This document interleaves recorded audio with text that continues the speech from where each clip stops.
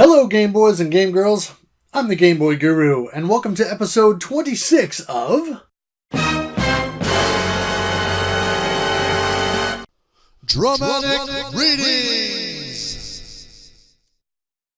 In this episode, we take a look at a game based on a movie, a game based on an animated movie, a game based on an animated movie from Disney, a game based on an animated movie from Disney based around Greek mythology. What is it? It's Hercules.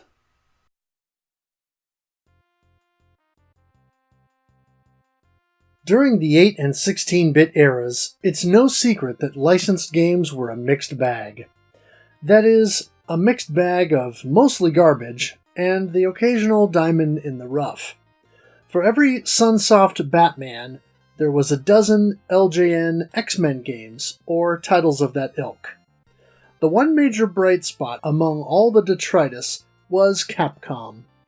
Their handling of a number of Disney properties was excellent, and many of the resulting games, such as DuckTales or Chip 'n Dale's Rescue Rangers on the NES, were hailed as shining examples of action platform games and are often still lauded as some of the best games on the system.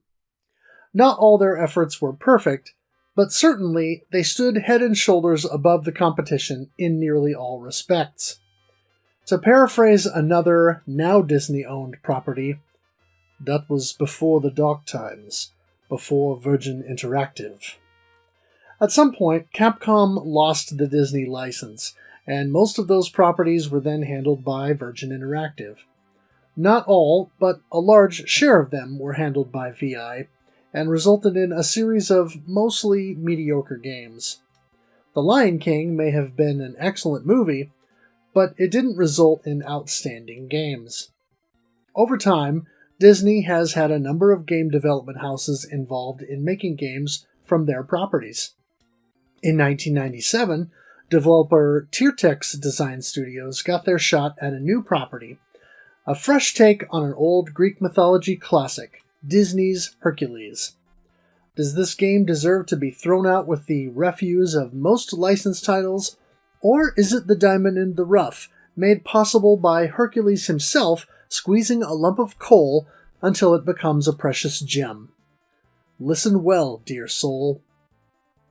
From what I understand, this game is marginally based on the movie of the same name, an animated adaptation, a term I'll use loosely, of the Greek mythology stories of the character of Hercules.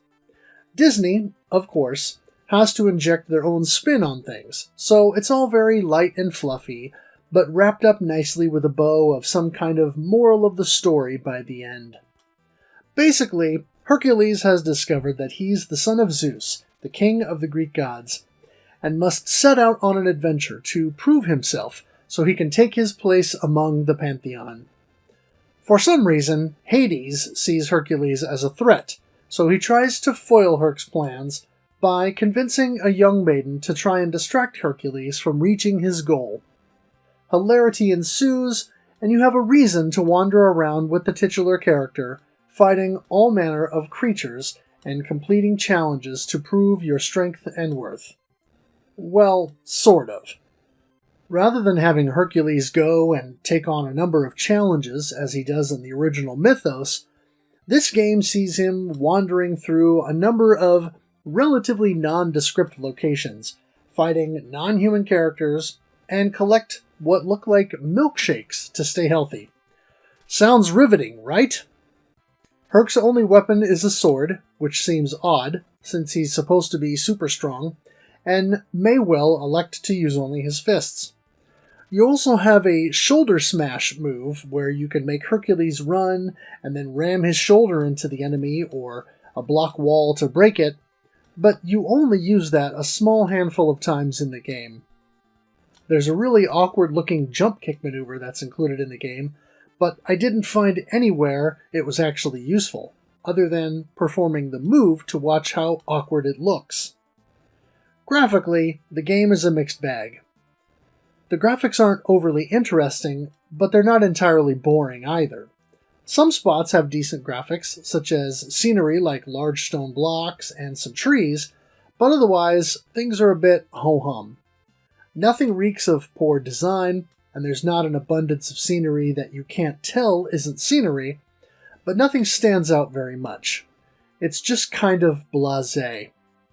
That's not atypical for a Game Boy game, though at this point, just a year and a half from the launch of the Game Boy Color, many developers had learned how to squeeze a lot out of the little handheld. Teartex wasn't necessarily one of them. Animation is okay, trying to mimic that somewhat fluid Virgin Interactive style, but not quite hitting the mark. However, because this title is compatible with the Super Game Boy, when used in that context, at least there are splashes of color and differing motifs that change things up and keep them interesting throughout. In terms of music, you get the main theme from the game, which plays during the title screen and attract mode, and from what I've read elsewhere, the rest of the music is original to the game. Unfortunately, despite there being 9 stages, there are only a couple of tunes that alternate between different levels, so you're limited to just that music. On the upside, they're not grating or bad songs, and are a bit catchy. If you play long enough, like I did, you may find yourself humming them. That goes double if you play via the Super Game Boy, as the music gets an upgrade in that configuration. Unlike a lot of games, which just add borders and occasionally colored still images between levels, not only do the graphics get a boost here, but the music does as well. The songs in-game are upgraded to sound more like what you'd get on the SNES, and it helps make the music more memorable. Sound effects, on the other hand, are passable. Standard fare, and little more. As far as gameplay goes, this game takes its cues from Prince of Persia more than any of its licensed Disney game forebears. Your character moves along at a slow pace. There's one button for jump, and one for attack. If you hit the attack button while walking, you go into a running stance, and if you press the button again, you execute the shoulder smash I mentioned earlier.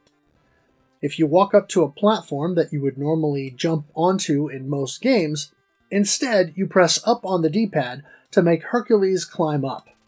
Otherwise, Hercules' jump is pretty short and pathetic. This is a key factor to the game, which I'll touch on more later. If you jump toward a vine or a rope, you can grab hold, then press up or down on the D-pad to climb. When climbing up a rope or vine, if you hold left or right and press the jump button, Hercules will jump at a near 45-degree angle downward from that point.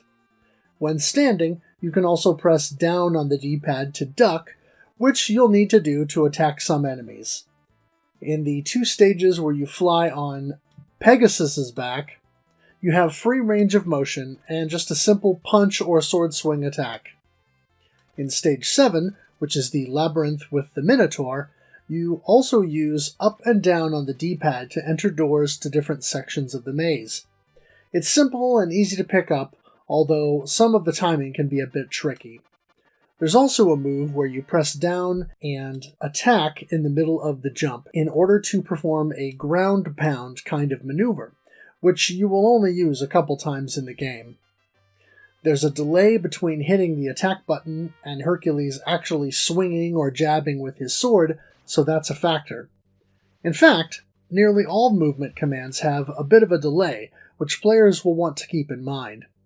Finally, there's a running jump you can perform, which gives you more distance than the standard jump. Keep in mind, however, that due to the input delay, you'll need to press the jump button well before Hercules reaches the edge of the platform, lest you fall down and have to traverse all the way back to that ledge, only to have to try again. When I started playing the game, I nearly rage quit out of frustration after my first couple attempts, thinking Disney had decided to punish fans by letting Teartex design this game. After learning the controls and coming to grips with some of the game's quirkier design choices and pitfalls, quite literally, I started to understand the flow, and subsequently began to have a little fun with it. If you go in expecting an action platformer, you'll be sorely disappointed. Instead, think of it as a platform adventure game with light action elements, and your perception may be more favorable. Once I had the mindset that it was pretty far removed from the Capcom Disney games of yore, and had much more in common with the later Virgin Interactive developed titles, I had a better frame of reference as to what the game wanted to accomplish. As an adventure game, you also have a basic 4-character password system, so you can play a few levels and then go back to it later. This is also handy because you're only granted one life and there are no continues. If you die partway through the game, your only recourse is to enter the password for the last level you were playing and just try again. I mentioned that I had some fun with this game, but that's not without caveats. I'm not a big fan of the original Prince of Persia formula, but I understand the appeal. I have had fun with similar games like Flashback or Out of This World, so it works for what it is.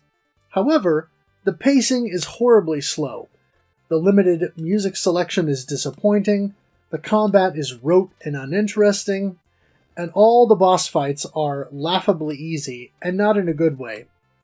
The only time I was challenged with the game at all, once I figured out what I was doing, was in the labyrinth level, because the map screen you're provided doesn't really help that much, and in Stage 8, which I sadly didn't complete because there's a spot I couldn't figure out how to get past due to a false floor situation where you fall through a platform.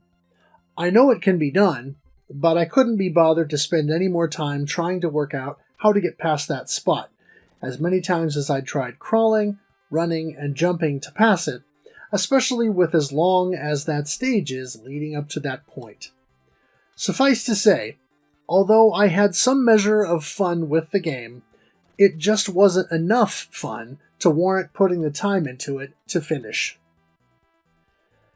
The supporting character of Philoctetes, aka Phil, is only present in still screens where he tries to give you advice, but those screens pop in at inconvenient times and completely break up the flow of the action. By way of example, when you jump from a vine in the first stage and are about to hit the ground, Phil reminds you to watch for enemies. The instant you hit a button to make that screen go away, you hit the ground and are immediately accosted by a scorpion, which you have to duck to attack. Unless you know it's there, you will likely take damage. There are also spots where Phil interrupts you as you're about to do something, and you will likely take damage as well, such as when he warns you about incoming fireballs. There are spots where you will take damage no matter what, because of some poor design choices, and despite Herc's awful jumping skills, the first stage has several spots where, if you don't jump to the side to grab the vine and climb up, you'll instantly fall if you try to walk up to the vine and grab it. The scenery distinction isn't entirely obvious, and unless you're paying close attention, you may miss it and fall to your death like I did, before realizing what you have to do. These annoyances don't ruin the game experience, but they certainly keep it from being a top-tier Game Boy title this late in the handheld's life cycle. At the end of the day, Disney's Hercules is an okay distraction, but not something I would want to put much more time into. It doesn't do anything particularly well enough, save for the Super Game Boy music, to write home about, and the awkward animation, stilted level design, and somewhat clumsy combat bring down an otherwise reasonably solid experience. As I said, if you go in expecting an action game, you will come away disappointed. Instead, think of it as a slow-paced adventure with platforming elements, and it fares a bit better. Still, this isn't a game I can heartily recommend, and I certainly wouldn't pay much for it. I paid $4 for my copy, and I'd say that's plenty. Had I been able to do so during the time of the game's release, it would have been a weekend rental, and that $4 would have been spent to determine that it's just not a good enough game to warrant paying retail price for. Even in today's aftermarket, I can't recommend paying much more than what I spent, even for hardcore collectors. If you're looking for a fun game, you can do much worse, but you can also do much better. Recommended only for devotees of the animated movie.